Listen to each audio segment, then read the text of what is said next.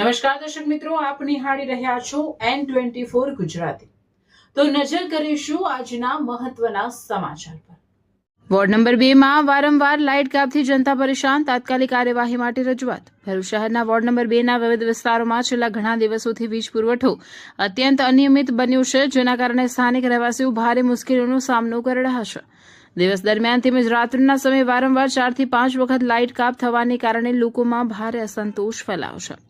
ખાસ કરીને ઢાંગરાવાડ, મુંડાફળિયા, ડભોઈયાવાડ, સિંધીવાડ, સુથારફળિયું તથા ડબીપુરા આસપાસના વિસ્તારોમાં તેમજ મદની પાર્ક અને અહમદનગર વિસ્તારમાં પરિસ્થિતિ વધુ ગંભીર બની ગઈ છે। રાત્રિના સમયે ડીપીમાં આગ લાગવાના બનાવ બનતા હોવાથી કોઈપણ સમયે મોટી દુર્ઘટના સર્જાઈ શકે તેવી ભીતિ રહેવાસીઓમાં વ્યાપી છે।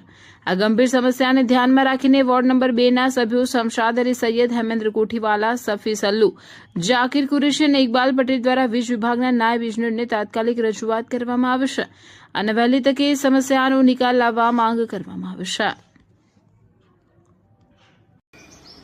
ભરૂચ શહેરના વોર્ડ નંબર 2 માં ખાસ કરીને ઢાંગરાવાડ, મુંડાફળિયા, નાના ડભોઈયાવાડ, સુતારફળિયું, ડબીપુરા એના સહિતના આસપાસ વિસ્તારોમાં તેમજ સોસાયટી વિસ્તાર, મદની પાર્ક, અહમદનગર, રેયાન ફ્લેટની આસપાસના વિસ્તારોમાં જે વારંવાર વીજ કાપ કરવામાં આવે છે।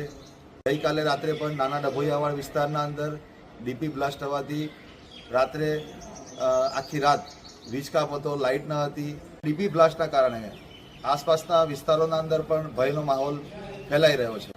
નાના ડભોઈયાવાડ તેમજ આસપાસના વિસ્તારના રહીશો તેમજ અમારા સાથી કાઉન્સિલરો, વોર્ડ પ્રમુખની સાથે જીબી ખાતે રજૂઆત કરેલી છે અને રજૂઆતના અંતે તેમણે અમને સંતોષકારક જવાબ આપેલો છે।